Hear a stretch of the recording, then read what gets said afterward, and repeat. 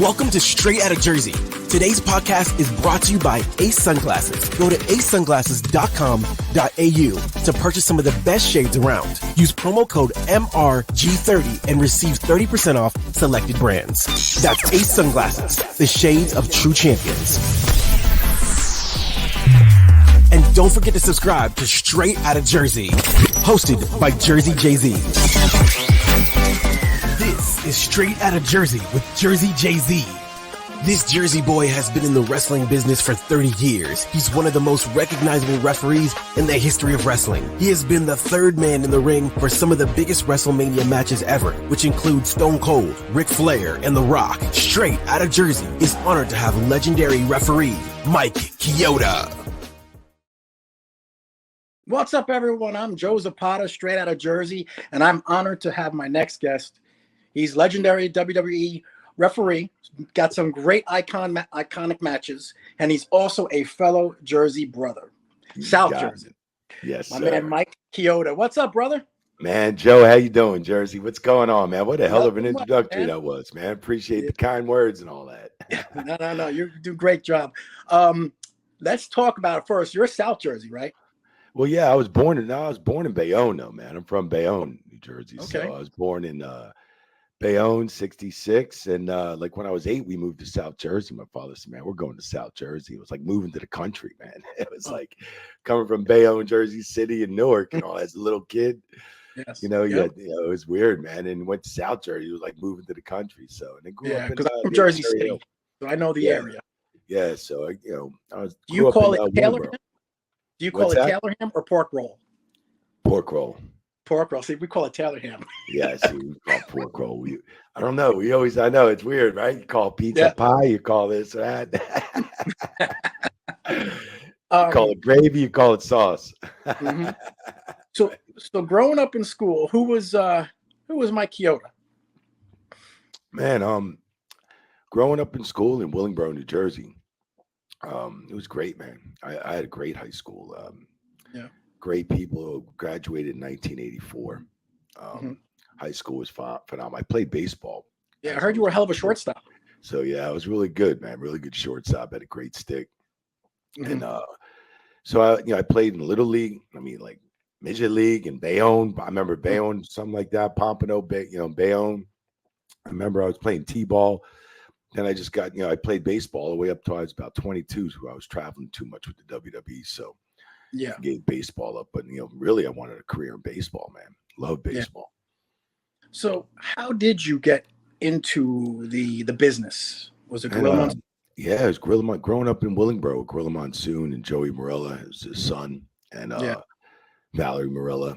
And it was, great growing up. They lived in Willingboro, like 5-10 minutes away. And Gorilla Monsoon was a great guy. Growing up with Joey and Val, and I got started like when I was young, like 15, 16. Used to set the rings up down the shore. It was an area where Gorilla Monsoon he owned a territory from Vince Sr. and he did like Salisbury, Maryland, Spectrum, Wildwood, New Jersey every Monday night or something like that down in the summer times back in them days. And he owned like all these little territories. Like Bruno had his territory, Gorilla had his. When Vince took over, he took over all those territories. But I used to work for Victor Quinones and stuff. And Joey, Kevin Means and Tony Chimmel. We used to set the ring up and stuff. And I was 15 years old, but I mean the kicker was like he'd set the ring up for $50, take robes, then he played music, and then he did something else for 50. Like you make $200 a night, and then you sold programs. And they were like, hey, Chioda, you got to sell programs because Joey won't, Tony Chimmel won't, and it's like they're up above me, a little older than me, and I'm like, fuck. So I'm like, well, how much am I going to make? They're like 10 cents off the dollar. I'm like, what? I'd go out and sell 3,000 programs, Joe, and I'd make $300. I'd sell before the show, intermission, and then a little blowout before I had to tear the ring down and stuff. Man, I'd make $300 selling programs. So that's good money for 15. I was making $500 a night, bro, and then working a show, doing the ring, doing the robes, doing the music, timekeeping. Chimmel was announcing, Joey was refereeing. A lot. It was always Dick Kroll in their territories and Dick Worley in the shore territories. And, what did your parents think of you doing this? Yeah, they didn't really approve of it, but when they seen I had about 4 cars by the time I was 17, bro. I mean, I had a 79 Z28, Mhm. 4-speed, 78 Firebird Formula. My first car was a 71 Fastback Mustang. I was getting this all from wrestling and work and doing other things too. So, and Yeah. then because we did the wrestling on the weekends, or in the summer times when you had off Mhm. from school. Were you smartened up to the business at that time at 15? Did you Man, think, I was not smart at all to the business. I was green as all get out. okay. 16. It's like I Mhm. was green as all get out, man. So, Mhm. but Tony, Jim, and Joe used to take care of me and shit like that. Told me, and Cool. I mean, you knew Andre was the boss, man. I mean, Andre the I was, boss. I was intrigued, man. It was just like like God, it was a shocker seeing like Big John Studd, Andre the Giant, and Mhm. his Andre was his prime, man. He was, and Mhm. all these Tony Gurria, Rick Martel, and all these guys, man. It was just goes all down the line. Paul Roma back in the day. Oh wow. So the switch to being a rep, you're setting up rings. Now Yep. Chief Jay, because Chief Jay's a Jersey guy too. Right. Chief Jay, Yep. he's from Nutley over here. And did he get you into the referee business? Yes, he got me into the refereeing business. He talked to Gorilla and he said, "Hey, he goes, I want to get rid of this New York State Commission. He's on the ring crew. He does the ring crew. He drives the trucks. Chimmel ring announces. He drives the trucks. We want to make him a referee. And Joey could teach you the ropes. And Joey helped out. Gorilla, helped out, of course, here and there. But Joey helped out a lot. The talented, the old school talent. If they liked you, they took care of you. Mhm. So, and that's how I get started. Like, I started back with WWE, like around 85, almost 86.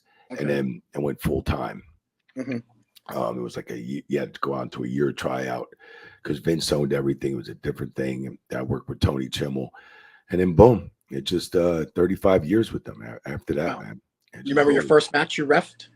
Yeah, it was Steve Lombardi and Brooklyn Brawler, yeah. yeah, Brooklyn Brawler and Barry Horowitz, bro. Already That was great. Those, back in the days, man. Barry Horowitz took his stuff real serious, and Mhm. so did Brooklyn Brawler, man. So, and Mhm. Brooklyn Brawler had a hell of a career with all the different Yeah, gimmicks he he did. had, right? Yeah. But yeah, that was my first match, and that was 1987 because they made me a referee at 87. I had to pay dues. I paid dues for a good Yeah. couple years with the ring crew and refereeing and learning. And Mhm. in '89, I made my debut on TV with WWE. So Mhm. Now, did you wear an earpiece? Earpiece back in yeah, the no, day? not back in the day. No, it was Mark Gayton, man. He was one of the best timekeepers in the WWE we had for 30 years almost. And he would give you a pencil to go home. He'd give you times with the fingers. He'd have to keep constantly when you're circling around the 3 sides of the ring, a referee should be working on, focus on his match. You got to glance over at the timekeeper and he'd be giving you cues, 1 for 5 minutes, 2 for 10 minutes, Mhm. it was like certain things after like, 1 for 5 minutes. And then he'd start putting up the other hand for minutes, like 8 minutes, 7 minutes. Mhm. When he needed to go home off TV, man, he stuck a pencil in his mouth, man. It was like, Oh, go home now. You got like less than 1 minute. yeah, your job is So, not just counting 1, 2, 3. You gotta sort of yeah. masterpiece that everything going at once. Got to make sure. Well, communication is key. I mean, in the 80s and 90s, you talk to each other all the time in the ring, man. You talk to each other constantly, passing on spots, passing this on, seeing if he's okay doing this, see if he got the wind knocked out. All right, grab a hold, take a break, let him catch his wind. Just so much stuff a referee has to do in a match. It's more definitely with TV. It's definitely a lot. And concussion protocol, you got to be, you're trained. The referees are trained like, about concussion protocol, CPR trained, all that other stuff too, as well. Every couple of years. So you got to even know, like, even when a guy's in concussion, because they don't stop sometimes when they're in concussion, man. They've just gone through. I've seen the Miz, John Cena, a bunch of guys just go right through their match and be like, I don't remember anything. Yeah, and the refs back then, they didn't take bumps. Now they Yeah. do.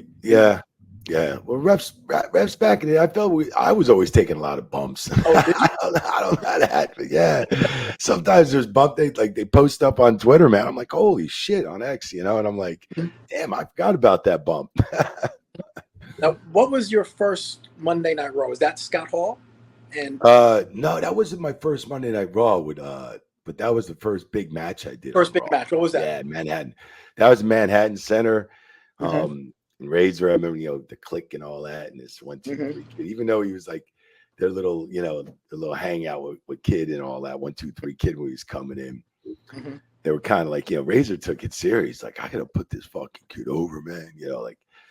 And he's like, Kyle, come here. He's like, I was like, yeah, Razor. He's like, yo, I want a quick 1, 2, 3 as much as you can speed that count up. I mean, 1, 2, 3 as fast as you can tell, without making it look. And I'm like, yeah, that's how much he was like, just speed that count up. But that was great. I mean, the place was great. Manhattan, New York City.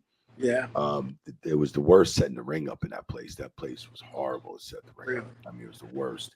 Do a little elevators and stuff. But come showtime, it was so worth it to do a show in there because it was just a great, like, little theater hall. Yeah, great atmosphere. Great atmosphere. Yeah. And, now you were good that night. The night the kid went over to, that blew the roof, man. That people popped. Yeah. Now, did you set up rings with Shane McMahon? Yeah, Shane came. I mean, he came with us for about a year or so. Oh, really? With Tony Chimmel and I, because we were based out of South Jersey. So after his college days and stuff, he came and he wanted to learn everything. He wanted to know everything from the bottom up. What it's like to drive the trucks, travel on the road, be on the road 14, 15 days, driving the trucks, doing 12 shows or whatever. Refereeing, setting up the sound, refereeing, Tony Chimmel ring announcing. He wanted it all, like how the ring went up together, how it broke down. So, and he did that for a year. So that was pretty cool, man. I respected him a lot for that, Wow, that's the way. And he drove the trucks. He did everything, he loaded up the ring. Too? Yeah, he drove the truck too. He set up the ring. He tore it down. He did everything, He did everything, man. That's crazy, man. Do you remember getting your first chair shot or anything? The only chair shot that really sticks out to me was in Philadelphia WrestleMania. It was Stone Cold and The Rock. And I do the first 10 minutes of the match, and I take that chair shot. And I remember Stone Cold all day. He was like, "Hey, Coyote, I'm bringing this chair." He was, "You should put your hand up or something." And I was like, "Nah." I was like, "It's all right, Steve." I said, "You know what? After all the shit you guys do to each other, like back in them days too, man." Yeah. So anyway, I took that chair shot. It rang my bell for a couple of days, though, man. I'll tell you that thing was. I got a bonus for it too, though. It was nice. Oh, really?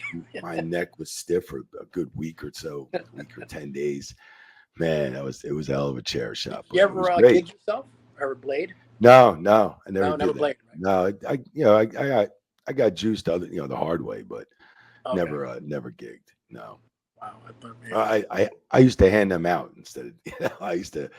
When the boys used to hold them, right? You used to hold them for the guy. Yeah. So I mean, I used to hold like not even one, but two, in case I dropped one and it fell somewhere. Because like you just can't go over there. Like if you drop it out of your pocket at the time or wherever you got it hidden, if you drop it, it goes bouncing in the ring. You can't be running around the ring in the middle of a match looking for that little. I'm saying? So you better have Plan B with backup. So yeah. So as you're going with the boys, boys, you're starting to get in the crowd, you're starting to get with the boys. Are you going out with them and having some good times, getting some ribs? Oh, yeah. Yeah. I mean, for the first 20-something years, I mean, we would get together at TV hotels or international tours at the bars. A lot of times, Tony and Chimmel and I, we had the ring truck and the ring crew.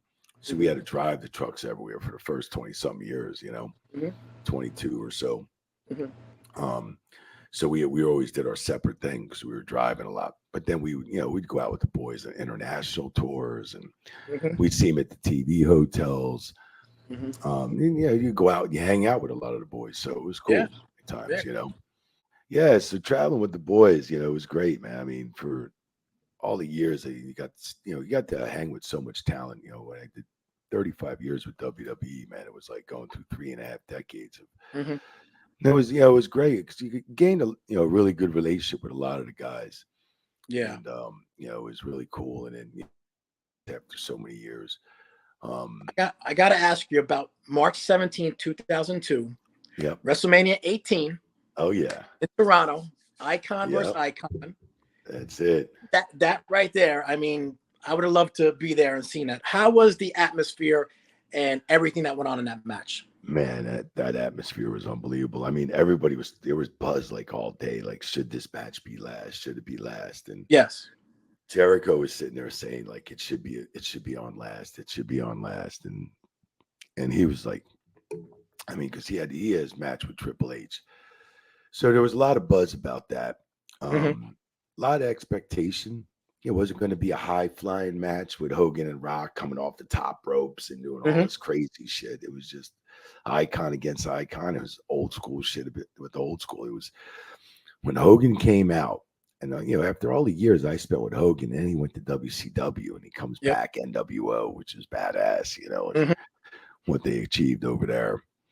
The ratings were killing us for a while. We were back and forth with them, and Hogan comes back, and Canadian fans, man, they don't forget, like that place just went through the roof, man, when Hogan came out. And they just backed him up, man. They just loved Hogan for all the years. I mean, since what? Your early 80s, right? Early 80s, yeah, Hulkamania. Take your vitamins, do all this, Hulkamaniacs and all this other stuff. Yep. So, and so the much respect was there. And I mean, it was a badass entrance anyway. I mean, there's Hogan at 50, 51 years old looking fucking badass Jack too. He looks great. He looked great. He did look great, man. The Rock looked great. He looked great.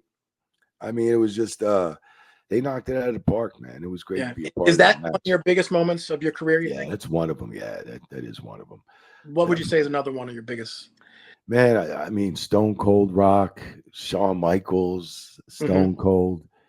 There was another good WrestleMania with, as far as I got a ton of them, man. It's like Triple H and Batista. Oh yeah. Is it true Batista paid a fine for you? Yeah, he did that. What happened with that? Yeah. Well, you gotta go back to the gigging, Okay, the gigging. Okay. So I'm off I'll try and sum it up real quick, but I'm off for a couple of weeks. So I go back to work, and it's actually, I'm living in Tampa right now, right? So and this was in Tampa. It was a pay-per-view. So I came back on the road into a pay-per-view and TV weekend. Okay. And so Dave comes up to me in Tampa, and at the locker room, he's like, hey, pulls me aside. He's like, hey, I want to gig tonight. I want to juice, blah, blah, blah. Can you hold him? Can you carry him for us? Yeah, fuck yeah, sure. Right. Okay. Yeah, no problem. He's, I'll make you one. I said, well, make me two, so in case I drop one. So we're like, whatever. He's like, all right, cool. Thanks, Cheech. He's like, thanks, bro. I was like, no problem, Dave. I love Dave. Dave's a great guy. Real good guy. Real classy guy. Real good dude. Glad he made it in Hollywood. Yeah. Phenomenal what he achieved after pro wrestling. So turns around, go over the match with him, Chris, and everything. Chris is like, hey, thanks a lot. Appreciate this. I'm like, no, it's cool. I'm kind of wondering like why everything. All right, but everything's usually down on the down low anyway, kayfabe, whatever. So next thing we go through the match, boom, boom, gigs himself, bam, boom, boom, whatever. Match goes great, whatever. And at the end of the night, we all just leave. I get a call from Jericho in the morning. He's like, we're going to Europe now. We're going to London, and we started this like 12-day tour in London, 14 days or whatever it was, 12 days. And then, it's all over Europe we do. And then he goes, man, the fucking old man's pissed off. I'm like, what? I'm like, you gotta be kidding me, Y2J. I'm like, why, Chris? He was like, bro, he's like, man, we gigged, he's pissed about the blade and this and that. I'm like, well, what do you mean pissed about the blade? He's like, yeah. He was like, I was like, what do you mean? He was like, well, you get, no more fucking gigging, no more juicing. I said, what? I said, when did this happen? He was like, oh, in a meeting last week. I said, fuck, I wasn't even there last week.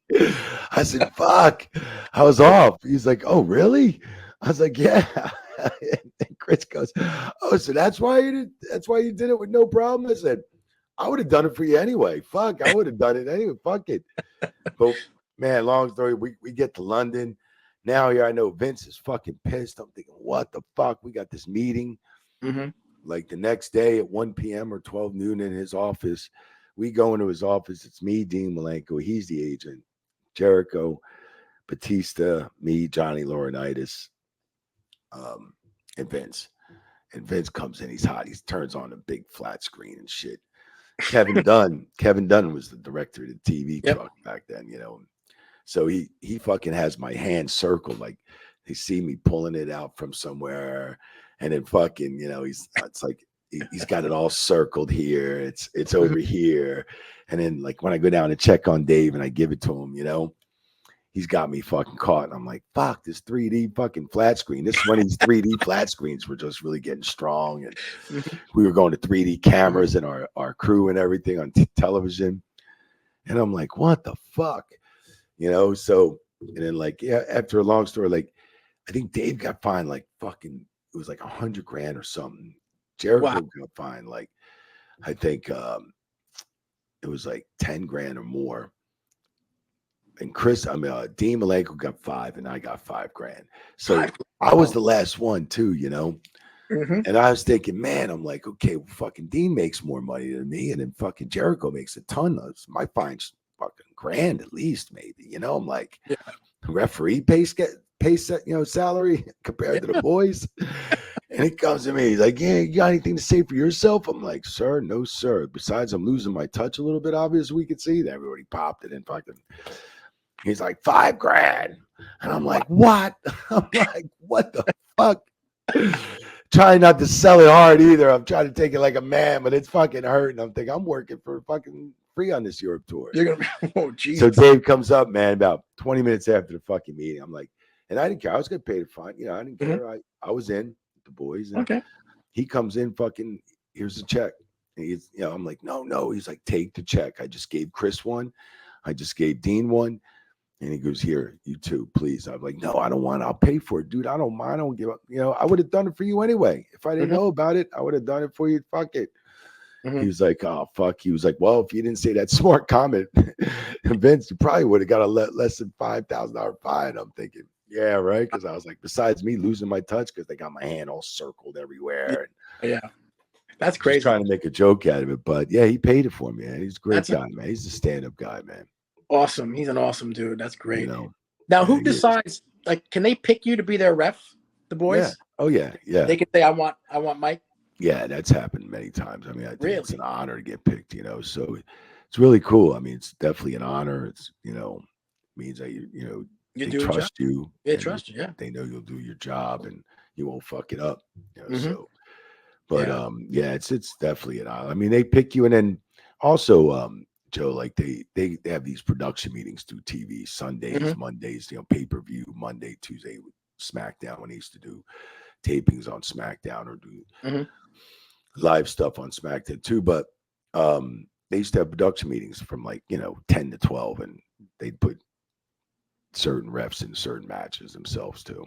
Wow. And then ask the talent. It comes from the talent pretty much first too. Wow. I saw you on Dark Side of the Ring. Oh, okay. The plane ride from hell. Yeah. Now I know Sean X-Pac. He's been at the Holiday Inn in Newark, partied a few times over that way. Right. And I know he can get a little bit wild. So, but you were on that plane ride, right? Right. In the back. I'm sure they made it a little bit nicer for TV, a little bit down. It was crazy, wasn't it? Yeah. It was pretty wild, bro. I mean, but you know what? To be honest with you, Joe, there was ton of flights in the 80s and 90s and stuff too, man. They were crazy back then too.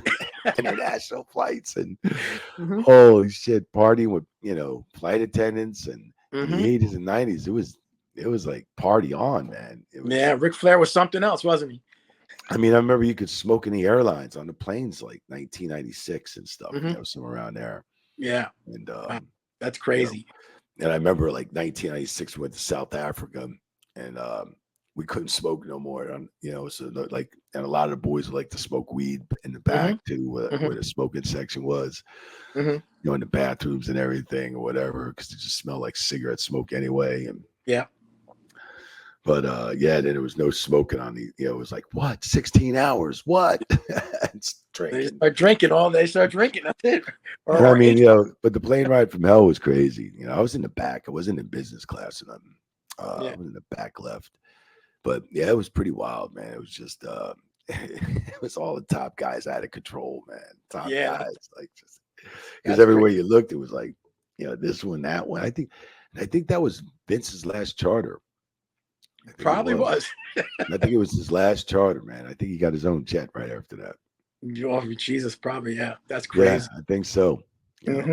Now, I was going to ask you. Now, you did Ric Flair's last match, correct? Right, that's correct. Yeah. Did he request for you too? Did Ric Flair? Yeah, they got in touch. Him and Conrad got in touch with me for him, so he got. Oh, Conrad! Oh, wow. He reached out. So Conrad Thompson, and yeah, it was cool, man. So, wow. Any scary moments in the ring that you could really? Because it is pretty dangerous, no matter what. I mean, I get it; it's predetermined, but it's still those guys are throwing their bodies around. Oh man, it's crazy. I mean, it's so physical. That's why, even back in it, I still get hot when people say wrestling's fake because it's so physical. It is, and it's a hell of a sport. And I'll tell you, you got to be, you got to be acrobatic, like really more like, I mean, and you got to be some type of athlete. You have to have good cardio, good stamina. I mean, you have fucking strength and everything from these guys. People think, it's easy to press somebody, but they give you the jump. But these guys are so strong. Some of these guys, and they work out 6-7 days a week, some 5 days a week. Yeah. But even for you, because you got to be running around. Yeah, the refs always did cardio and lightweight. That's it. Stuff like that. So Chad Patton was always in good shape, just jacked up a little bit. But yeah, it's just cardio, man. Definitely. Even I remember in 2002 Rock and Hogan, I was I think 38, 39 years old. So I mean, at that point, it was almost 40 and I was skinny. I was thin because the cardio and high protein, low carb protein shakes. And, you go through them phases, and then at the end of the career, you see gain weight. Knees going, shoulders going, fucking after the 50s. The 50s suck, man. You have any injuries, permanent injuries at all, or anything? No, I mean, just I had about 7 years ago, I had an ACL replacement, cadaver in the right knee, my shoulder. I had about maybe 4 years ago, I had rotator cuff right before I got released. I had rotator cuff surgery and 2 bicep tears. Wow. And then, but everything's good. Everything's pretty good, man. Yeah. So I'm gonna ask you about The Rock. Obviously, he's one of the biggest icons in the movie industry. He's all over the place. Yeah. And I've got to meet him once. How is he now? Have you still talked to him at all? No, I haven't seen. He's mentioned some stuff on Twitter, on X. And I back and says something. You can't DM him, but he'll post some stuff out there, and he'll say some things. I know it's him. Okay. And I know he does his own stuff because the things he say, it's definitely, Was he always a nice? Oh, always, bro. Always. That's really? Exactly the reason why he's there, where he's at right now is because he's just he's an unbelievable hard worker. I mean, the guy just works nonstop. Goes, even back in the day, he used to be in TVL locker room. We used to dress in the same locker room and stuff for years. And in the bathroom, he would go over his promos for 2 or 3 hours, 4 hours, 5 hours. He would just continuously, and as you're passing by, it's like, hey, Chi, come here. Yo, what do you think of this? And he'd be like, this and that. And as the piss runs down your leg and down your pants. And I'm like, can't say that shit on TV. He's like, oh, I'm going to say it. I'm going to say it. Why? That was the Attitude Era, though, man. Yeah, that's who was your favorite to watch and watch wrestling? In wrestling, I mean, there was tons. Bret the Hitman Hart. Bret Hart, yeah. Ton of guys back in the day. Shawn Michaels. Shawn Michaels is one of them. Yeah, Shawn Michaels, Undertaker. Yeah. For a big guy he is, and I mean, Yokozuna was impressive, man. But Kurt Angle, Benoit. There was a ton of good workers out there. When the Rockers came in, Shawn and Marty, I used to love them as a tag team. Yeah. They were they came in from the South. Yeah, I met Kurt Angle a couple times, and were you there when he was throwing? Were you the ref when he was throwing Shane? Right, you were there when he was throwing Shane. That was King of the Ring. That was King of the Ring. Yeah, that was you, right? Yes. Oh my God. Yeah, that was another one of my fantastic, most memorable matches in my career. Now Vince didn't want that to happen, right? He said Vince was screaming in my fucking ear. He was screaming through. Really? Yeah, Gorilla. He was screaming right through. I was hearing it right through my IB. don't fucking let it, he's fuck now, like no more. Because like he tried once, tried to, Mm-hmm. and then like I remember I was like fucking like screaming at Kurt, like yelling, "No, Kurt, don't fucking do it." But I didn't want to stop anything physical because it would have made Shane and Kurt, Shane would have been pissed off at me, and Shane wanted me to do his matches all the time when he was. Oh wow! So if you notice, a lot of matches back in the day, I did a lot of Shane's matches. Shane's matches. Yeah. Wow. So I mean, and it was great working with Shane. He's one hell of a worker, and he puts 110% into everything he does. Mm-hmm. So I couldn't have stopped. I mean, but he was. I remember Vince was so pissed. He took his own limo. He took his own car home. Shane had to get his own car, but his mom was happy. He was all right, and this and that. And it was just, I remember Linda came up to me and she was just like, "Michael, thank you for holding that board in the corner. Oh my God, it was getting ready to fall." I said, "No, you guys." I was like, "You caught that?" She was the only one that said anything about that night. Oh wow. She was very intelligent with wrestling, just intelligent person overall, beautiful woman. Mm-hmm. And worked for her for many years. So, yeah. But when you got released, was it tough? What's that? When you got released, was it tough? Yeah, I mean, it was like, because kind of we really, me and Chimmel didn't even get a chance to say our goodbyes. Tony Chimmel the same year, and Tom Carlucci was 30-something years there. He got released. Would you consider AEW if they? I mean, I would, I consider it's just to maybe get back on the road a little bit, do whatever I could do if it's training. But I got my own school coming up. I got this weekend we got coming up on Saturday and Sunday. I got 2 seminars, and I got people coming from all over, man. Virginia, Alabama, they're flying in. The training facilities in Orlando, Florida. That concludes part 1 of our interview with Mike Chioda. Stay tuned for part 2 coming up.